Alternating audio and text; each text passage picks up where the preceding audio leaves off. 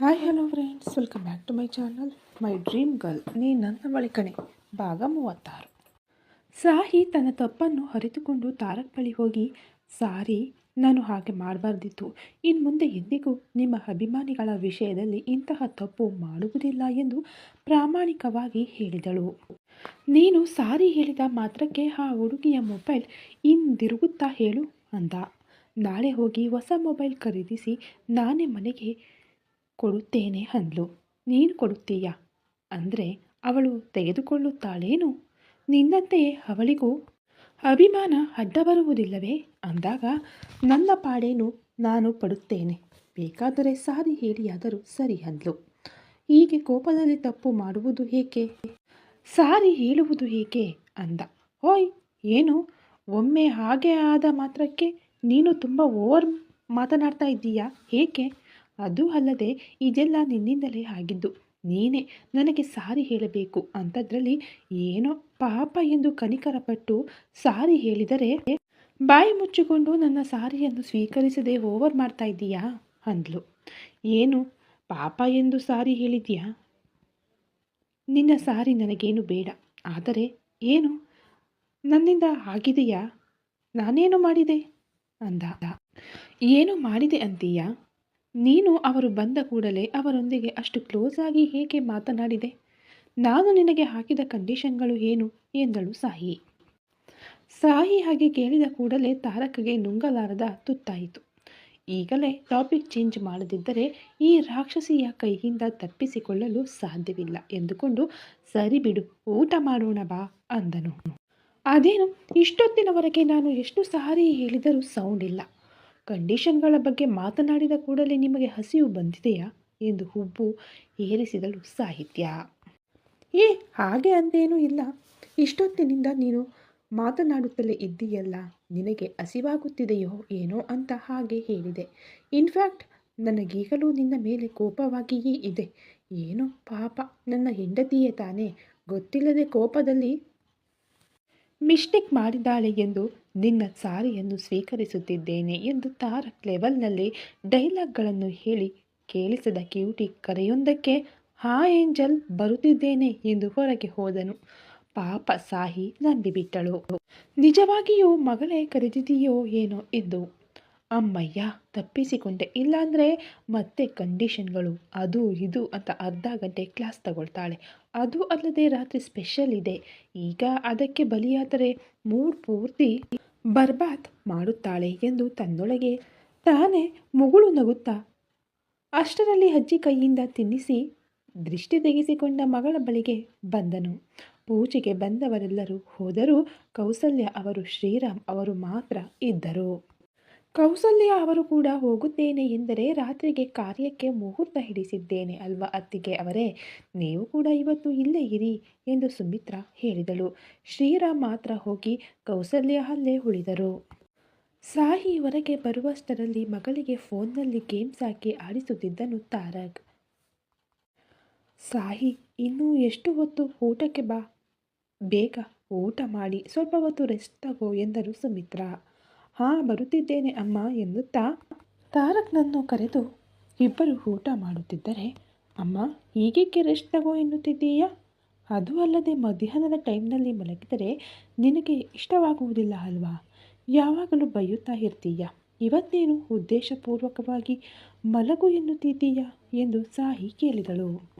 ಸಾಹಿಯ ಪ್ರಶ್ನೆಗೆ ದೊಡ್ಡವರಿಬ್ಬರಿಗೂ ಏನೋ ಉತ್ತರ ಹೇಳಬೇಕೆಂದು ತಿಳಿಯದೆ ನಗುತ್ತಾ ಪಕ್ಕಕ್ಕೆ ಹೋದರು ಸುಮಿತ್ರಾ. ಕೇಳಿದಕ್ಕೆ ಉತ್ತರ ಹೇಳದೆ ಹಾಗೆ ನಗುತ್ತೀಯಾ ಏಕೆ ಅಮ್ಮ ಎಂದು ಕೂಗಿದಳು ಸಾಹಿ. ನಿನಗೆ ಉತ್ತರ ನಾನು ಹೇಳ್ತೀನಿ ಡಾರ್ಲಿಂಗ್ ಎಂದು ಹತ್ತಿರಕ್ಕೆ ಬಂದು ಮೆಲ್ಲಗೆ ಅಂದನು ತಾರಕ್. ಡಾರ್ಲಿಂಗ್ ಅಂದ ಪದಕ್ಕೆ ಕಣ್ಣುಗಳನ್ನು ದೊಡ್ಡವು ಮಾಡಿ ಕೋಪದಿಂದ ಡಾರ್ಲಿಂಗ್ ಗೀರ್ಲಿಂಗ್ ಅಂತ ಹುಚ್ಚು ಹುಚ್ಚಾಗಿ ಬೊಗಳಿದರೆ ಹೊಟ್ಟೆಗೆ ಗುದ್ದುತ್ತೇನೆ ಎಂದಳು ಬೆರಳು ತೋರಿಸಿ ಸಾಹಿ. ತಾರಕ್ ಆ ಬೆರಳನ್ನು ಗಪ್ ಅನ್ನುತ್ತಾ ಕಚ್ಚಿದ ಕೂಡಲೇ ಹಬ್ಬಾ ಎಂದು ಬೆರಳನ್ನು ಹಿಂದೆ ತೆಗೆದುಕೊಂಡು ನೋಡಿದಾಗ ಬಿಳಿ ಕೈಬೆರಳ ಮೇಲೆ ತಾರಕ್ ಅಲ್ಲಿನ ಗುರುತುಗಳು ಕೆಂಪಗೆ ಮೂಡಿ ಹುರಿ ಹುಟ್ಟಿಸುತ್ತಿದ್ದರೆ, ನೀನು ಮನುಷ್ಯನೋ ಇಲ್ಲ ರಾಕ್ಷಸನೋ ಏನೋ, ನನ್ನ ಬೆರಳನ್ನು ಹಾಗೆ ಕಚ್ಚಿಬಿಟ್ಟೆ ಅಂದ್ಲು. ನನಗೆ ಇನ್ನೊಮ್ಮೆ ಬೆರಳು ತೋರಿಸಿ ಮಾತನಾಡಿದರೆ ಈ ಬಾರಿ ನಿಜವಾಗಿಯೂ ಬೆರಳೇ ಇಲ್ಲದಂತೆ ವೈಪೈರ್ ಆಗ್ತೀನಿ ಅಂದನು. ಮತ್ತೆ ನೀನು ನನ್ನನ್ನು ಡಾರ್ಲಿಂಗ್ ಅಂತ ಏಕೆ ಅಂದೆ ಅಂದಳು. ನೀನು ಪ್ರಶ್ನೆ ಕೇಳಿದೆ. ನೀನು ಹಾಕಿದ ಪ್ರಶ್ನೆಗೆ ಪಾಪ ಆಂಟಿಗೆ ಏನು ಉತ್ತರ ಹೇಳಬೇಕೋ ತಿಳಿಯದೆ ನಾಚಿಕೊಂಡು ಹೋಗಿಬಿಟ್ಟರು. ಅದಕ್ಕೆ ಉತ್ತರ ನಾನು ಹೇಳ್ತೀನಿ ಅಂದೆ. ಅದೂ ಅಲ್ಲದೆ ನನ್ನನ್ನು ಪಕ್ಕದಲ್ಲಿ ಇಟ್ಕೊಂಡು ನಿನ್ನ ಪ್ರಶ್ನೆಗೆ ಅವರನ್ನು ಇವರನ್ನು ಏಕೆ ಕೇಳ್ತೀಯಾ? ನಾನಿದ್ದೀನಲ್ಲ ನಿನಗೆ ಆ ವಿಷಯದ ಬಗ್ಗೆ ಪೂರ್ತಿಯಾಗಿ ಹೇಳಲು ಡಾರ್ಲಿಂಗ್ ಅಂದನು ಮತ್ತೆ. ಅದೋ ಮತ್ತೆ ಡಾರ್ಲಿಂಗ್ ಎನ್ನುತ್ತಿದ್ದೀಯಾ? ಈ ಬಾರಿ ಬೆರಳು ತೋರಿಸಲು ಹೋಗಿ ಮೊದಲು ಆದದ್ದು ನೆನಪು ಮಾಡಿಕೊಂಡು ಆ ಬೆರಳನ್ನು ಹಾಗೆಯೇ ಮಡಿಚಿಟ್ಟು ಇನ್ನೊಮ್ಮೆ ಡಾರ್ಲಿಂಗ್ ಅಂದರೆ ಬಾಯಿ ಪಚಡಿ ಮಾಡುತ್ತೇನೆ ಅಂದಳು. ಓಕೆ ಶೋರ್ ಡಾರ್ಲಿಂಗ್, ಹಾಗೆಯೇ ಆಗಲಿ. ಆದರೆ ಆ ಪಚಡಿ ಏನೋ ನಿನ್ನ ತುಟಿಗಳ ಮಧ್ಯೆ ಬಂಧಿಸಿ ಮಾಡಿದೆಯಾದರೆ ಆ ಪಚಡಿಯ ಟೇಸ್ಟ್ ಇನ್ನೂ ಅದ್ಭುತವಾಗಿರುತ್ತದೆ ಡಾರ್ಲಿಂಗ್. ಅಸಲಿಗೆ ಆ ಸ್ವೀಟ್ ಪಚಡಿ ಸೂಪರ್ ಇದೆ. ಏನೋ ಈ ಮಧ್ಯೆ ಆ ಹೊಸ ಹನಿ ಟೇಸ್ಟ್ ನೋಡಿದಾಗಿನಿಂದ ಯಾವಾಗ ಮತ್ತೆ ಟೇಸ್ಟ್ ಮಾಡುತ್ತೇನೋ ಅಂತ ನನ್ನ ಮನಸ್ಸು ಒಂದೇ ಸಮನೆ ಓಡುತ್ತಿದೆ ಅನ್ಕೋ ಎಂದು ಸಾಹಿಯ ತುಟಿಗಳನ್ನು ನೋಡುತ್ತಾ ಹೇಳಿದನು. ಸಾಹಿಗೆ ತಾರಕ್ ಮಾತುಗಳಿಗೆ ಹುಚ್ಚು ಕೋಪ ಬರುತ್ತಿದ್ದರೆ ಊಟ ಮಾಡುವುದನ್ನು ಬಿಟ್ಟು ಎದ್ದು ಹೋಗೋಣ ಎಂದು ಹೇಳುತ್ತಿದ್ದಾಗ ಅವರಿಗೆ ಸ್ವಲ್ಪ ದೂರದಲ್ಲಿ ಕೌಸಲ್ಯ ಅವರೊಂದಿಗೆ ಮಾತನಾಡುತ್ತಿದ್ದ ಸುಮಿತ್ರಾ ಅವರು, ಅದೇನು ಸಾಹಿ, ಪೂಜೆ ಮಾಡಿದ ನಂತರ ಹಾಗೆ ಅನ್ನವನ್ನು ಮಧ್ಯದಲ್ಲಿ ಬಿಟ್ಟು ಹೇಳಬಾರದು, ಕೂತು ಮುಗಿಸು ಎಂದು ಬೈದ ಕೂಡಲೇ ಮತ್ತೆ ಕೂತಳು ಅಳುವ ಮುಖದಿಂದ. ಅಂದರೆ ಇವರ ಮಾತುಗಳು ಏನೂ ಕೇಳಿಸಲಿಲ್ಲ. ಅದು ಅಲ್ಲದೆ ಇವರು ಮೆಲ್ಲಗೆ ಮಾತನಾಡುತ್ತಿದ್ದರು. ಏನು ಡಾರ್ಲಿಂಗ್, ಹಾಗೆ ಮಧ್ಯದಲ್ಲೇ ಬಿಟ್ಟು ಹೋಗ್ತಾ ಇದ್ದೀಯಾ? ಯು ನೋ ವಾಟ್, ಹಾಗೆ ಏನನ್ನು ಮಧ್ಯದಲ್ಲಿ ಬಿಟ್ಟು ಹೋಗಬಾರದು ಡಾರ್ಲಿಂಗ್ ಅಂದ. ಎಂದು ಕೂಗುತ್ತಾ, ನೀನು ಮೊದಲು ಆ ಡಾರ್ಲಿಂಗ್ ಎನ್ನುವ ಕರೆಯನ್ನು ನಿಲ್ಲಿಸದಿದ್ದರೆ ನಾನೇನು ಮಾಡುತ್ತೇನೋ ನನಗೆ ತಿಳಿಯದು ಅಂದಳು ಕೋಪದಿಂದ. ಅದೇನು ಡಾರ್ಲಿಂಗ್, ಪ್ರಶ್ನೆ ಕೇಳುತ್ತೀಯಾ, ಉತ್ತರ ಹೇಳಲು ಬಿಡುತ್ತಿಲ್ಲ ನನ್ನನ್ನು. ಹೀಗಾದರೆ ಹರ್ಟ್ ಆಗ್ತೀನಿ ಡಾರ್ಲಿಂಗ್ ಅಂದನು ತಾರಕ್ ಗಾಂಭೀರ್ಯದಿಂದ. ತಾರಕ್ ಮಾತುಗಳಿಗೆ ಸಾಹಿಗೆ ಹುಚ್ಚು ಹಿಡಿಯೋದು ಫಿಕ್ಸ್. ಹೋಗಿ ಫ್ರಸ್ಟ್ರೇಷನ್ ಎಲ್ಲ ಒಳಗಡೆ ಹತ್ತೆಕ್ಕಿಕೊಂಡು ಗಟ್ಟಿಯಾಗಿ ಕಣ್ಣು ಮುಚ್ಚಿಕೊಂಡು ಉಸಿರು ಭಾರವಾಗಿ ಬಿಡುತ್ತಾ ಉಫ್ ಎನ್ನುತ್ತಾ ಮೆಲ್ಲಗೆ ಕಣ್ಣು ತೆರೆದು, ಓಕೆ, ಉತ್ತರ ಹೇಳಿ, ನನ್ನನ್ನು ಬಿಟ್ಟು ಬಿಡುತ್ತೀಯಾ ಅಲ್ವಾ? ಇನ್ನೊಮ್ಮೆ ಡಾರ್ಲಿಂಗ್ ಎಂದು ಕರೆಯದಂತೆ ಇರುತ್ತೀಯಾ ಅಲ್ವಾ ಎಂದು ಕೇಳಿದಳು. ಓ, ನಾನು ಹಾಗೆ ಏಕೆ ಬಿಟ್ಟು ಬಿಡುತ್ತೇನೆ ಡಾರ್ಲಿಂಗ್? ನಾನು ಏನಾದರೂ ಹೇಳಿದ್ದ ಉತ್ತರ ಹೇಳಿ ನಿನ್ನನ್ನು ಬಿಟ್ಟು ಬಿಡುತ್ತೇನೆ ಅಂತ? ಇನ್ನು ಡಾರ್ಲಿಂಗ್ ಅಂತೀಯಾ? ನಿನ್ನನ್ನು ಯಾವಾಗಲೂ ನಾನು ಹೀಗೆ ಕರೆಯುತ್ತಾ ಇರುತ್ತೇನೆ, ಏಕೆಂದರೆ ನೀನು ಮೈ ಕ್ಯೂಟ್ ಸ್ವೀಟ್ ಡಾರ್ಲಿಂಗ್, ಅದಕ್ಕೆ. ಆದರೆ ಈವ್ನಿಂಗ್ ತನಕ ನಾನು ಡಿಸ್ಟರ್ಬ್ ಮಾಡುವುದಿಲ್ಲ ಡಾರ್ಲಿಂಗ್ ಅಂದನು ವರಗಳನ್ನು ಕೊಡುವ ದೇವರಂತೆ. ಹಬ್ಬ ಎಂದು ತಲೆಗೆ ಹೊಡೆದುಕೊಂಡು, ಈವ್ನಿಂಗ್ ತನಕ ಆದರೂ ಡಿಸ್ಟರ್ಬ್ ಮಾಡುವುದಿಲ್ಲ ಅಂದನಲ್ಲ ಎಂದುಕೊಂಡು, ಸರಿ ಹೇಗಾದರೂ ಹೇಳು ಅಂದಳು. ತಾರಕ್ ನಗುತ್ತಾ, ಅದು ಎಂದು ಪ್ಲೇಟ್ನಲ್ಲಿ ರಂಗೋಲಿ ಹಾಕುತ್ತಾ ನಾಚಿಕೊಳ್ಳುತ್ತಿದ್ದರೆ ತಾರಕ್ನ ಆ್ಯಕ್ಷನ್ ನೋಡಿ ಸಾಹಿ ಮನಸ್ಸಿನಲ್ಲಿ ಬೈದುಕೊಳ್ಳುತ್ತಿದ್ದಳು. ಏನದು ಲುಕ್ ಅಂದನು ತಾರಕ್. ಅಂದರೆ ನೀನು ಏನೋ ಹೊಸದಾಗಿ ವರ್ತಿಸುತ್ತಿದ್ದೀಯಾ? ಇಷ್ಟೊತ್ತಿನವರೆಗೆ ಚೆನ್ನಾಗಿದ್ದನಲ್ಲ, ಸಡನ್ನಾಗಿ ಏನಾಯಿತು ಎಂದು ನೋಡುತ್ತಿದ್ದೇನೆ ಅಂದ್ಲು. ನಾಚಿಕೆ ಪಡುತ್ತಿದ್ದೇನೆ ಡಾರ್ಲಿಂಗ್ ಅಂದ. ನಿನಗೆ ಇಲ್ಲದಿರೋದೇ ಅದು ಅಲ್ವಾ ಅಂದ್ಲು. ತಾರಕ್ ನಗುತ್ತಾ, ಅಂದರೆ ಏನು ಡಾರ್ಲಿಂಗ್, ನನಗೆ ನಾಚಿಕೆಯೇ ಇಲ್ಲ ಅಂತೀಯಾ ಅಂದ. ನಿಜಕ್ಕೂ ಮ್ಯಾಟರ್ ಏನು ಹೇಳು ಎಂದು ಜೋರಾಗಿ ಕೇಳಿದಳು ಸಾಹಿ. ಹೇಳ್ತೀನಿ ಎಂದು ಅಂದರೆ ಇಷ್ಟೊತ್ತಿಗೆ ನಾವು ರೂಮ್ನಲ್ಲಿ ಮಧ್ಯದಲ್ಲಿ ನಿಲ್ಲಿಸಿದ್ದೇವೆ ಅಲ್ವಾ, ಆ ಕೆಲಸವನ್ನು ಪೂರ್ತಿ ಮಾಡಲು ಮುಹೂರ್ತ ಇಟ್ಟಿದ್ದಾರೆ ಅಂತೆ ನೈಟ್ಗೆ, ಅದು ಮ್ಯಾಟರ್ ಡಾರ್ಲಿಂಗ್ ಅಂದನು. ಅಂದರೆ ಎಂದು ಅರ್ಥವಾಗದಂತೆ ಫೇಸ್ ಮಾಡಿದರೆ ಅಷ್ಟರಲ್ಲೇ ತನ್ನ ಊಟ ಮುಗಿದಿದ್ದರಿಂದ ಒಂದು ಸಾರಿ ಅತ್ತೆ, ಅಮ್ಮ, ಮಗಳು ಎಲ್ಲಿದ್ದಾರೆ ಎಂದು ನೋಡಿಕೊಂಡು ಅವರು ಅವರ ಮಾತುಗಳಲ್ಲಿ ಬ್ಯುಸಿ ಇರುವಷ್ಟರಲ್ಲಿ ಸಾಹಿ ಕೆನ್ನೆಯ ಮೇಲೆ ಮುತ್ತಿಟ್ಟು, ಇವತ್ತು ನೈಟ್ಗೆ ನಮಗೆ ಫಸ್ಟ್ ನೈಟ್ ಡಾರ್ಲಿಂಗ್ ಎಂದು ಹೇಳಿ ಕಣ್ಣು ಹೊಡೆದು ಹ್ಯಾಂಡ್ ವಾಶ್ಗೆ ಹೋದನು. ತಾರ ಕೇಳಿದ ಮಾತಿಗೆ ಅವನು ಮುತ್ತಿಟ್ಟಿದ್ದು ಕೂಡ ಗಮನಿಸದಂತೆ ಕಣ್ಣುಗಳನ್ನು ಹೊರಗೆ ಹಾಕಿದಳು ಸಾಹಿ.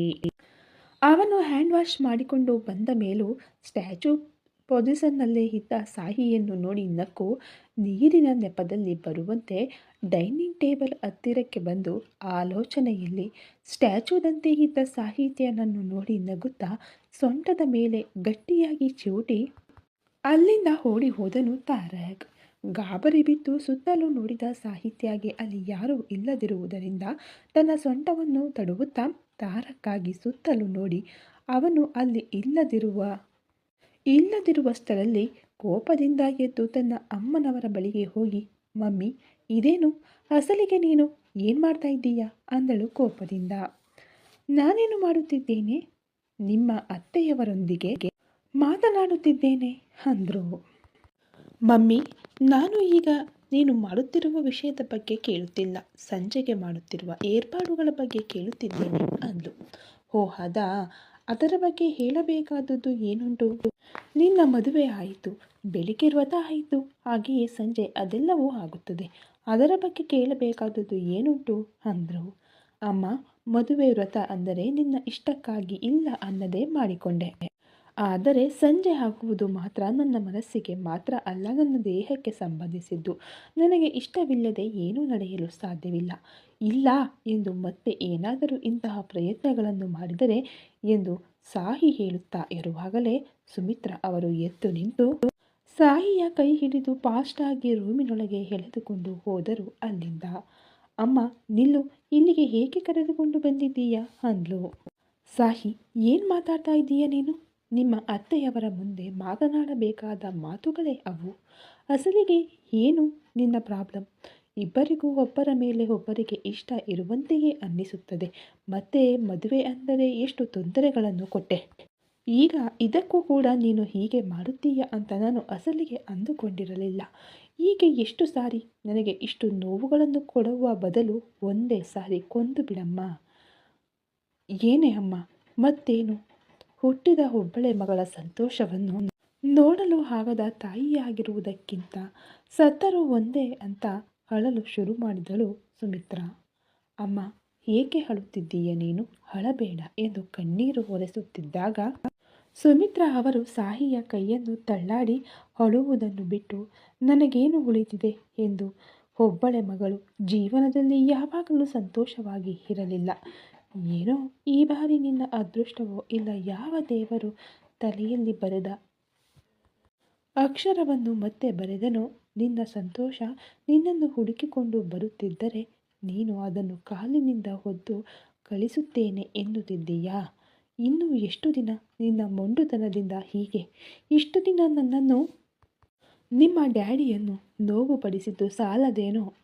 ನಿನ್ನ ಹೊಟ್ಟೆಯಲ್ಲಿ ಹುಟ್ಟಿದ್ದಕ್ಕೆ ನಿನ್ನ ಮೊಂಡುತನದಿಂದ ಪಾಪ ಆ ಕಂದನನ್ನು ಕೂಡ ತಂದೆಯ ಪ್ರೀತಿ ಇಲ್ಲದ ಮಗಳನ್ನಾಗಿ ಕನಿಷ್ಠ ಈಗಲಾದರೂ ನಿನ್ನನ್ನು ಮದುವೆ ಮಾಡಿಕೊಂಡು ಸಂತೋಷವಾಗಿ ಇರೋಣ ಅಂದುಕೊಳ್ಳುತ್ತಿರುವ ಮತ್ತೆ ಅವನಿಗೂ ಕೂಡ ನೋವನ್ನು ಕೊಡಲು ಹೊರಟಿದ್ದೀಯಾ ಅಂದರು.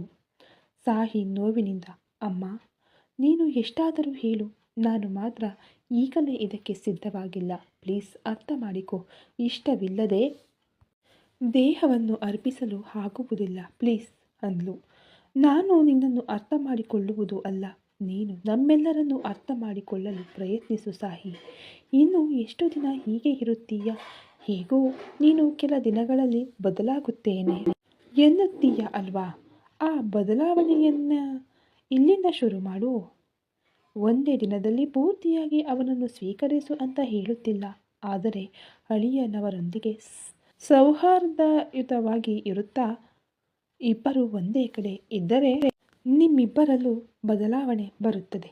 ಅದು ಅಲ್ಲದೆ ನಿಮ್ಮಿಬ್ಬರು ಎಷ್ಟು ಸಂತೋಷವಾಗಿ ಇದ್ದೀರಿ ಈ 2 ದಿನಗಳಿಂದ ನಾನು ನೋಡುತ್ತಿಲ್ಲ ಅಂದುಕೊಂಡೆಯಾ? ಒಂದು ಮಾತು ಸಾಹಿ, ಬದಲಾವಣೆ ಎಂಬುದು ಎಲ್ಲೋ ಒಂದು ಕಡೆ ಶುರುವಾದರೆ ಮಾತ್ರ. ಮುಡಿಪಾದ ಜೀವನಗಳು ಸೇರಬೇಕಾದ ಮನಸ್ಸುಗಳು ಒಂದಾಗುತ್ತವೆ. ಆದರೆ ಹೀಗೆ ದೂರವಿದ್ದರೆ ಯಾವಾಗಲೂ ಆ ದೂರ ಇನ್ನೂ ದೂರವಾಗಿಯೇ ಉಳಿದು ಹೋಗುತ್ತದೆ. ನಾನು ಹೇಳಿದ್ದು ನಿನಗೆ ಅರ್ಥವಾಗಿದೆ ಅಂತ ಅಂದುಕೊಳ್ಳುತ್ತೇನೆ. ಒಂದು ವೇಳೆ ಅರ್ಥ ಆಗದಿದ್ದರೂ ಕೂಡ ಶಾಂತವಾಗಿ ಕೂತು ಆಲೋಚಿಸಿ ಅರ್ಥ ಮಾಡಿಕೊಳ್ಳಲು ಪ್ರಯತ್ನಿಸು ಎಂದು ಅಲ್ಲಿಂದ ಹೊರಗೆ ಹೋದಳು ಸುಮಿತ್ರಾ. ಸುಮಿತ್ರಾ ಹೊರಗೆ ಹೋದ ಕೂಡಲೇ ಅಲ್ಲಿಯವರೆಗೂ ಬಂದು ನಿಂತಿದ್ದ ಕೌಸಲ್ಯ ಅವರು ಒಳಗೆ ಬಂದು, ಅಮ್ಮ ಸಾಹಿ, ನೀನು ಸಂಜೆ ಆಗುತ್ತಿರುವ ವಿಷಯದಲ್ಲಿ ಯಾವುದೇ ನೋವು ಭಯಪಡಬೇಕಾದ ಅವಶ್ಯಕತೆ ಇಲ್ಲ. ನಿನ್ನ ಇಷ್ಟವಿಲ್ಲದೆ ಇನ್ನೊಮ್ಮೆ ಯಾವುದೇ ತಪ್ಪು ನಡೆಯುವುದಿಲ್ಲ.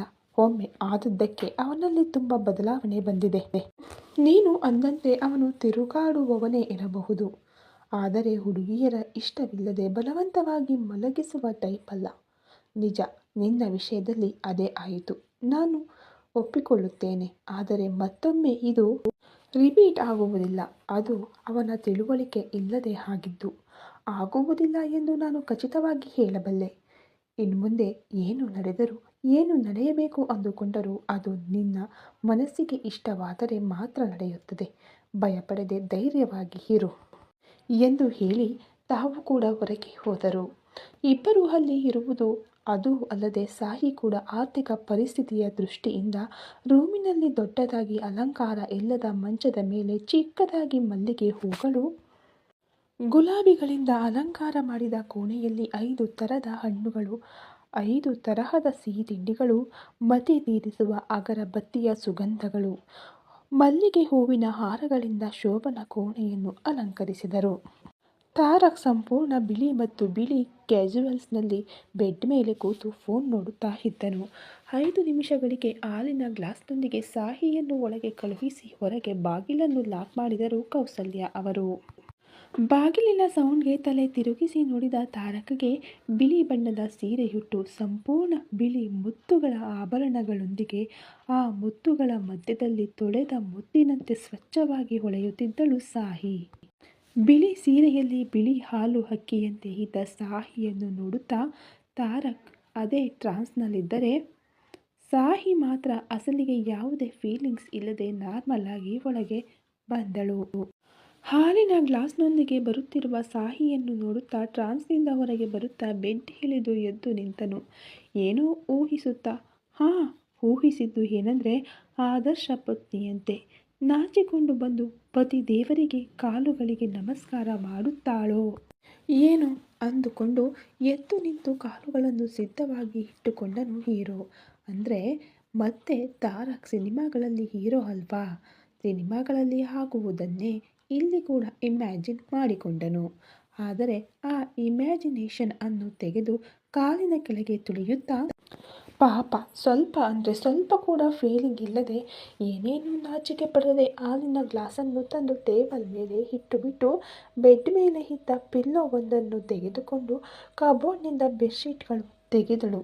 ಪಾಪ ತಾರಕ್ ಏನೋ ಊಹಿಸಿಕೊಂಡು ಎಲ್ಲೋ ಕನಸುಗಳ ಲೋಕದಲ್ಲಿ ವಿಹರಿಸುತ್ತಿದ್ದವನಿಗೆ ಸಡನ್ನಾಗಿ ಸಾಹಿ ಅಂತಹ ಜರ್ಕ್ ಕೊಟ್ಟಿದ್ದರಿಂದ ಕಣ್ಣುಗಳನ್ನು ಹೊರಗೆ ಹಾಕುತ್ತಾ ನೋಡುತ್ತಾ ಬೆಡ್ ಮೇಲೆ ಇದ್ದ ಹೂವುಗಳೆಲ್ಲ ಧೂಳಿಸಿ ಬೆಡ್ಶೀಟ್ ತೆಗೆದು ಕೆಳಗೆ ನೆಲದ ಮೇಲೆ ಹಾಸಿಕೊಳ್ಳುತ್ತಿದ್ದಾಗ, ಹೊಯ್ ಡಾರ್ಲಿಂಗ್, ಏನು ಬೆಡ್ಶೀಟನ್ನು ಕೆಳಗೆ ಹಾಕ್ತಾ ಇದ್ದೀಯಾ?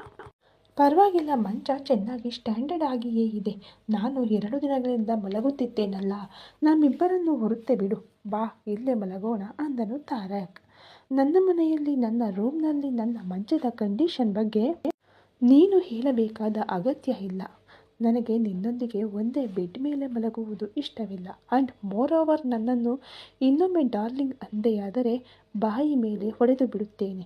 ಬಾಯಿ ಮುಚ್ಚಿಕೊಂಡು ನೀನು ಮಂಚದ ಮೇಲೆ ಮಲಗು, ನಾನು ಕೆಳಗೆ ಮಲಗುತ್ತೇನೆ. ಇನ್ನೂ ಹೆಚ್ಚು ಮಾತನಾಡಿದರೆ ಹೊರಗೆ ಹೋಗಿಬಿಡುತ್ತೇನೆ ಅಂದ್ಲು. ನಾನು ಅದನ್ನೇ ಹೇಳ್ತಿದ್ದೀನಿ ಡಾರ್ಲಿಂಗ್, ನೀನು ಕೆಳಗೆ ಮಲಗು, ನಾನು ನಿನ್ನ ಮೇಲೆ ಮಲಗುತ್ತೇನೆ ಎನ್ನುತ್ತಾ ನಾಚಿಕೊಂಡು ಹೇಳುತ್ತಿದ್ದರೆ ಸಾಹಿ ಕೋಪದಿಂದ ನೋಡುತ್ತಾ, ಇದನ್ನೇ ಕಡಿಮೆ ಮಾಡಿಕೊ ಅಂತ ಹೇಳುವುದು, ಬಾಯಿ ಮುಚ್ಚಿಕೊಂಡು ಮಲಗು ಅಂದಳು. ಅದೇನೋ ನಿನ್ನ ಬಾಯಿಂದ ಮುಚ್ಚಿದರೆ ಇನ್ನೂ ಚೆನ್ನಾಗಿರುತ್ತದೆ ಅಲ್ವಾ ಡಾರ್ಲಿಂಗ್ ಅಂದನು ಕಣ್ಣು ಬ್ಲಿಂಕ್ ಮಾಡುತ್ತಾ. ಉಶ್, ಡಿಸ್ಕಸ್ಟಿಂಗ್ ಅಂದುಕೊಂಡು ಕಣ್ಣು ಮುಚ್ಚಿಕೊಂಡಳು ಸಾಹಿ. ಏನು ಡಾರ್ಲಿಂಗ್, ನನ್ನೊಂದಿಗೆ ಬೆಡ್ ಮೇಲೆ ಮಲಗಿದರೆ ನನಗೆ ಬಿದ್ದು ಬಿಡ್ತೀಯಾ ಅಂತ ಭಯ ಇದೆಯಾ? ಏನು ಡಾರ್ಲಿಂಗ್, ಕನಿಷ್ಠ ಮಾತನಾಡಿದರೆ ಕೂಡ ಬಿದ್ದು ಬಿಡ್ತೀಯಾ? ನೀನು ಅಷ್ಟೊಂದು ವೀಕಾ? ಪರವಾಗಿಲ್ಲ ಡಾರ್ಲಿಂಗ್, ನಾನು ಈ ಕೊನೆಯಲ್ಲಿ ಮಲಗುತ್ತೇನೆ, ನೀನು ಆ ಕೊನೆಯಲ್ಲಿ ಮಲಗು, ಮಧ್ಯದಲ್ಲಿ ಪಿಲ್ಲೋಸ್ನಿಂದ ಗೋಡೆ ಕಟ್ಟೋಣ ಬಿಡು ಅಂದ. ಇಂತಹವುಗಳನ್ನು ತುಂಬ ನೋಡಿದ್ದೇವೆ. ಹೀಗೆ ಕೆಣಕುತ್ತಾ ಒಂದೇ ಬೆಡ್ ಮೇಲೆ ಮಲಗುವಂತೆ ಮಾಡುವುದು, ಇಬ್ಬರ ಮಧ್ಯದಲ್ಲಿ ಪಿಲ್ಲೋಸ್ನಿಂದ ಗೋಡೆ ಕಟ್ಟುವುದು, ಮಧ್ಯರಾತ್ರಿಯಲ್ಲಿ ಅವುಗಳನ್ನು ತೆಗೆದು ನೀನು ನನ್ನ ಮೇಲೆ ಕೈ ಸೇರಿಸಿಬಿಡುವುದು, ಅವೆಲ್ಲ ಏನು ಬೇಡ. ಅದಕ್ಕೆ ನೀನು ಅಲ್ಲೇ ಮಲಗು ಅಂದ್ಲು. ಅಬ್ಬೋ ಡಾರ್ಲಿಂಗ್, ನೀನು ತುಂಬ ಸ್ಟ್ರಾಂಗ್ ಆಗಿ ಫಿಕ್ಸ್ ಆದಂತೆ ಇದೆ. ನೀನು ಅಲ್ಲೇ ಮಲಗು, ನಾನು ಇಲ್ಲೇ ಮಲಗುತ್ತೇನೆ ಅಂದನು ತಾರಕ್. ಬೆಡ್ ಹೇಗೂ ಶೇರ್ ಮಾಡಿಕೊಳ್ಳುತ್ತಿಲ್ಲ, ಕನಿಷ್ಠ ಈ ಹಾಲನ್ನಾದರೂ ಇಬ್ಬರು ಶೇರ್ ಮಾಡಿಕೊಂಡು ಕುಡಿಯೋಣ ಡಾರ್ಲಿಂಗ್.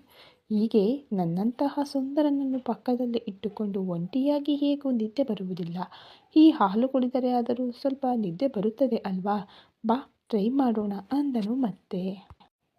ಛೇ, ಕೋತಿ ಮುಖದ್ದು, ಎಷ್ಟು ಕನ್ವಿನ್ಸ್ ಮಾಡಿದರೂ ಬೆಡ್ ಮೇಲೆ ಮಾತ್ರ ಬರುತ್ತಿಲ್ಲ.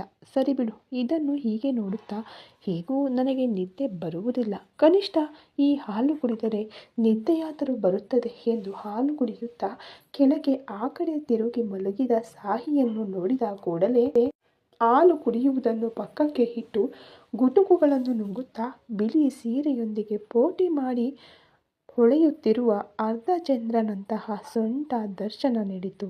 ಮುಂದೆ ತಾರಕನ ಹೃದಯದ ಗತಿ ಏನು? ಈ ಕಥೆ ಇನ್ನು ಮುಂದುವರಿಯುತ್ತದೆ.